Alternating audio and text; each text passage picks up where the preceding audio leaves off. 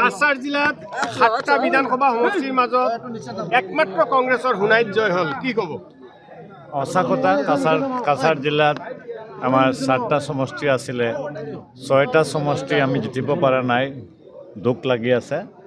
এটা সোণাইত 119 নম্বৰ সোণাইটো আমি জিতিছোঁ। সোণাইৰ ভোটাৰে মোক মানে মন খুলিয়া ভোট দিছে, পৰিৱৰ্তনৰ পক্ষত ভোট দিছিলে।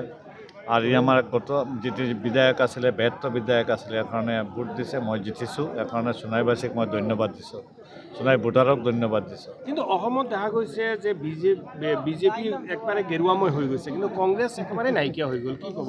গৌৰৱ গগৈ নিজে হাৰিলে।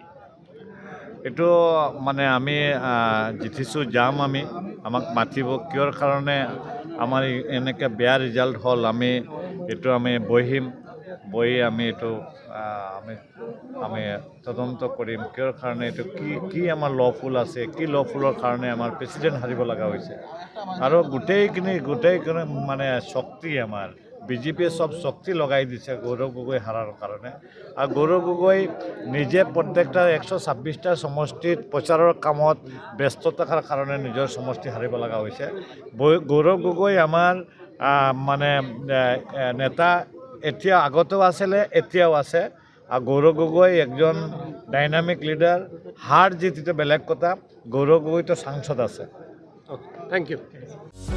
যিকোনো খবৰৰ বাবে যোগাযোগ কৰক আমাৰ এই নম্বৰত 9181 307 221।